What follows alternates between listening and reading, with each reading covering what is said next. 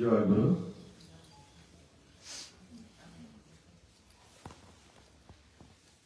ইষ্টপ্রাণ দাদারা, ইষ্টপ্রাণ মায়েরা, আজকে আমরা মানিক ভাইয়ের বাড়িতে দেওয়ালের নাম সংকীর্তন এবং সৎসঙ্গে সমবেত হয়েছি। এতক্ষণ আমরা প্রার্থনা, পাঠ, কীর্তনে আনন্দ উপভোগ করেছি। এই কিছুক্ষণ আগে স্বপন ভাই ইষ্ট প্রসঙ্গ করে সংক্ষিপ্ত ভাবে হলেও আমরা অনেকটি কথা শুনলাম, জানলাম। পরমপিতার চরণে কাছে দূরে যারা রয়েছেন সবার সর্বাঙ্গীন মঙ্গল প্রার্থনা করি। মানিক ভাইয়ের অনেক দিনের ইচ্ছা, সে বাড়িতে ঠাকুরের ঘর তৈরি করবে, ঠাকুরের সিংহাসন তৈরি করবে। অনেক কষ্ট করে অনেক দিন থেকে সে গৃহ নির্মাণ করেছে, তাতে ঠাকুর ঘর তৈরি করেছে খুব সুন্দর করে। এত সুন্দর পরিষ্কার পরিচ্ছন্ন ভাবে সে করেছে এবং মন্দিরের মতো করে ঠাকুরের সিংহাসন তৈরি করবে। ছোট আকারে হলেও ঠিক সেই রকমই সে করেছে, খুব সুন্দর হয়েছে। সকালে একজন সৎ নামও গ্রহণ করেছে। সে ঠাকুরকে নিয়েই সবসময় থাকে, ঠাকুরের জন্য তার মন প্রাণ উজাড় করে সে সবসময় করে, তার সামর্থ্যের চেয়েও অনেক বেশি করে। দীর্ঘদিন থেকেই আমি তাকে চিনি, জানি, আমার সঙ্গে যোগাযোগ। যখনই ইষ্ট কাজের জন্য কিছু বলেছি তার মুখে না নেই, সে সেটা করেছেই, সামর্থ্যের বাইরে গিয়েও সে সেটা করেছে। এই যে ঠাকুরকে ভালোবাসা, ঠাকুরের স্বার্থ পূরণ করার ধান্দায় যে থাকে, ঠাকুর বলেছেন ইষ্ট ধান্দায় ঘুরে যে বাজি মাত করে সে। তার একটি ছেলে, একটি মেয়ে, তারও পড়াশোনা করে ভিতরে কথা তারা যথেষ্ট যোগ্যতা অর্জন করেছে, পড়াশোনা করেছে, মেয়ের বিয়ে হয়েছে, সুখী পরিবার। ঠাকুরকে নিয়ে সে আনন্দে আছে। বিভিন্ন জায়গায় ইষ্টকর্মে তাকে পাঠিয়েছি, বলেছি, সে সেখানে গিয়ে সেই কাজ তো সমাধান করেছে। গুরু ভাইদের আপদে বিপদে সে সব সময় পাশে দাঁড়ায়। কারোর বিয়ে হচ্ছে না, মেয়ে বিয়ে দিতে পারছে না, তার নিজের সম্বলটুকু দিয়ে সেই বোনটির, সেই ভাইটির বিয়ের কার্য সমাধা করেছে।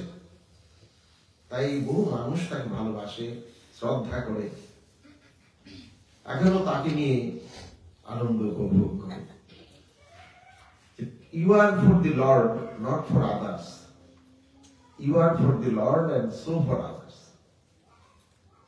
এই যে ঠাকুরের বাণীটার মর্মার্থ, যে নিজেকে সর্বতভাবে ঠাকুরের জন্য করেছে, ঠাকুরের মনের মতো করে তৈরি করেছে, সে সবার আপনার, সবার আপনজন হয়ে ওঠে। তার পাশে সবাই থাকে সবসময়। আর শ্রী ঠাকুরের ইচ্ছেও তাই। আমরা সৎ দীক্ষায় দীক্ষিত হয়ে সৎ কর্মে যুক্ত থেকে প্রত্যেকটি মানুষকে ইষ্ট প্রেরণা প্রবুদ্ধ করে চলি, যাতে আমি সবার আপন হই, সবাইকে আমি আপন করে নিতে পারি।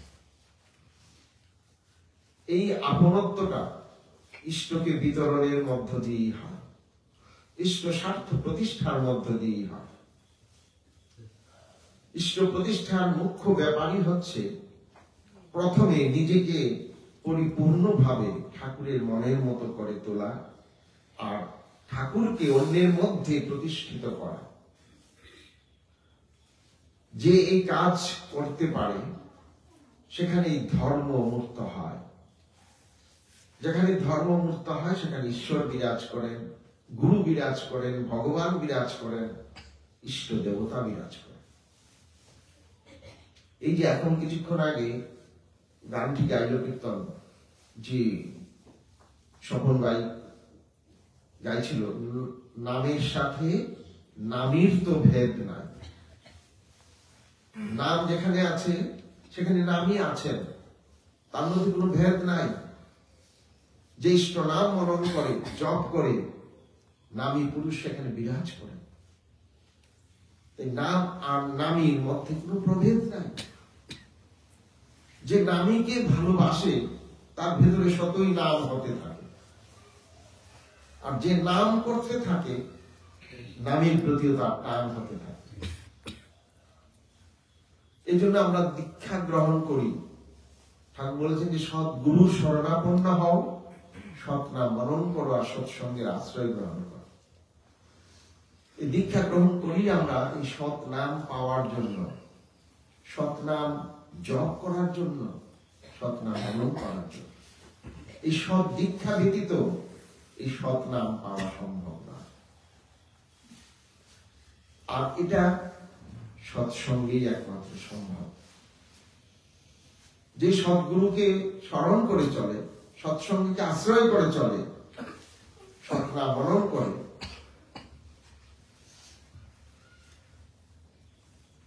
ঠাকুর বলেছেন তার তো কেল্লা ফোটে, তার সবকিছু সম্ভব হয়ে যায়। অসম্ভব বলে তার কাছে কিছু থাকে না। সে ভক্ত, সে ঠাকুরের মানুষ, তার মধ্যে শক্তির সঞ্চারণা হয়। অসম্ভব বলে কিছু থাকে না। এই বাজি মাছ সে করে নিতে পারে। এত হচ্ছে ইষ্ট ধান্দা। আমি কেমন করে ঠাকুরের হয়ে উঠবো এবং অন্যকেও ঠাকুর মুখী করে তুলব। একটা মানুষও যদি দুঃখে থাকে, কষ্টে থাকে, অকাল মৃত্যু হয়, তার জন্য আমি দায়ী। সে দীক্ষিত হোক না হোক, আমার পারিপার্শ্বিকের একটা মানুষও যাতে দুঃখে না থাকে, কষ্টে না থাকে, রোগগ্রস্ত না থাকে, অকাল মৃত্যু না। ঠাকুর বলেছেন তুমি তোমার নিজের, নিজ পরিবারের, দেশের এবং দশের বর্তমান ও ভবিষ্যতের জন্য দায়ী। আমি একটা মানুষকে উদ্বুদ্ধ না করার জন্য, যাজন না করার জন্য ঠাকুরের কথাগুলি সে জানতে পারেনি, অনুসরণ করতে পারেনি, তাই তার জীবনে দুঃখ নেমে এসেছে। আর দুঃখের দরুন সে কষ্ট পায়, এমনকি মৃত্যুও হয়। আজকে যাজন করে, আজকে এখানে আমরা এত লোক আছি, এসেছি, জমায়েত হয়েছি, আমরা কিন্তু মানুষের কথা শুনেই ঠাকুরকে গ্রহণ করেছি, দীক্ষিত হয়েছি, আনন্দ পাচ্ছি, রোজ সৎসঙ্গে ছুটে যাই, রোজ ঠাকুরের গান করি, কীর্তন করি। এই যে ডিপি ওয়ার্কের মাধ্যমে ঘরে ঘরে আমরা যাচ্ছি আচার্যের কথাটাকে মূর্ত করে তোলার জন্য। কি সেটা? ঠাকুর বলছেন সবাই বড় করবি যত, ততই বড় হবি তুই। বড় হওয়ার একটি পথ, একটি ছাড়া নাই করবি। সবাইকে বড় করে তোলা। বড় হয় মানুষ একমাত্র যখন ইষ্টে যুক্ত থাকে। তাই যারা বিযুক্ত হয়ে আছে তাদের সঙ্গ করে, তাদের কাছে গিয়ে, তাদেরকে প্রেম দিয়ে, ভালোবাসা দিয়ে তাদেরকে ইষ্টের সঙ্গে যুক্ত করে তোলে। এই কাজ যে বা যারা করে, আচার্যদেব বলছেন রোগ, শোক, দারিদ্র, মৃত্যু ইত্যাদি যন্ত্রণা তার কাছেই ভিড়তে পারে না। বহু মানুষ এই কাজের মধ্য থেকে, মহাব্যাধি থেকে মুক্ত হয়েছে, মহা দুর্যোগ, অশান্তির থেকে মুক্ত হয়েছে। ইষ্ট কাজ, ইষ্ট প্রতিষ্ঠা, যাজন এমনই একটা জিনিস মানুষের জীবনটাকে ময়লা মুক্ত করে দেয়, গ্লানি মুক্ত করে দেয়, কালিমা মুক্ত করে দেয়। তার ভেতর বাহির পরিচ্ছন্ন হয়ে ওঠে। এই পরিচ্ছন্নতাই ধর্ম, এই পরিচ্ছন্নতাই মানুষের জীবনে ঈশ্বর প্রাপ্তির পথ। আমরা যে ঠাকুর বলছেন উষায় নিশায় মন্ত্র সাধন, চলাফেরায় জল, যথাসময় ইষ্ট নির্দেশ মূর্ত করাই তপ। চলাফেরায় জল, উষায় নিশায় মন্ত্র সাধন, এটা করার মধ্য দিয়ে আমার অন্তর্জগৎ পরিচ্ছন্ন হয়, ময়লা মুক্ত হয়। আমি আমার মধ্যে আমার প্রভুকে, আমার প্রিয় পরমকে অনুভব করতে পারি, দেখতে পারি। এই ময়লা আস্তরণের জন্য আমি অনুভব করতে পারি না, তার দয়া অনুভব করতে পারি না, তাকে দর্শন করতে পারি না। এই আস্তরণ দূর হয় একমাত্র নামের মধ্য দিয়ে, যাজনের মধ্য দিয়ে। তাই নিত্য নাম ধ্যান করা, প্রার্থনায় ব্রতী হওয়া, তার দেওয়া সব গ্রন্থ বাণীগুলি পাঠ করা, অন্যকে শোনানো, এর মধ্য দিয়ে আমার শরীর, মন, আত্মা পরিচ্ছন্নতা লাভ করে।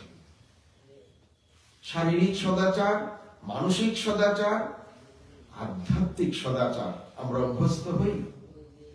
যে মানুষটার জীবনে এই সদাচার গুলো আছে, শারীরিক পরিচ্ছন্নতা, মানসিক এবং আধ্যাত্মিক, সেখানেই দেবতা বাস করে।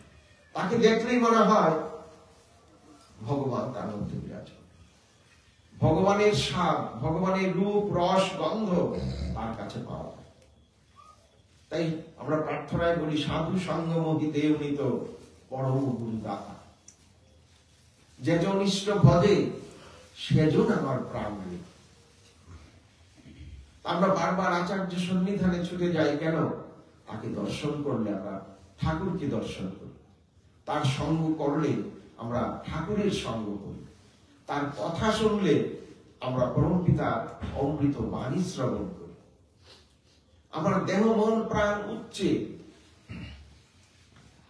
উঠে যায়, আমার চেতনার অনেক বিকাশ ঘটে, আমার জ্ঞানের বিকাশ ঘটে, আমার প্রেমের বিকাশ ঘটে। আমি দেখছি, আমরা অনুভব করি, ঠাকুর বাড়ি থেকে ঘুরে আসার পর একটা মানুষের দীপ্তি বেড়ে যায়। তার কথা শোনার জন্য, তার সঙ্গ করার জন্য আমরা ছুটে যাই, আমরা আনন্দ পাই, তৃপ্তি পাই। সেই মধু যেন তার শরীর, মন, প্রাণ বহন করে নিয়ে আসে। এই ঠাকুরের কাছে বহু মানুষ বসে থাকতেন, তাকিয়ে থাকতেন। তিনি সবার সঙ্গে কথা বলতেন না, কিন্তু তার এই ভুবন ভুলানো রূপ, তার ভুবন ভুলানো এই চাউনি, তার কণ্ঠস্বর, তার এইসবগুলো দর্শন করে মানুষের সময় বয়ে যেত, মানুষের উঠে যেতে ইচ্ছা করত না। বারবার কখন সময় পেলেই তার কাছে গিয়ে বসে। এই দর্শনে মানুষের ভেতরের বাইরের ঊর্ধ্বগতি লাভ।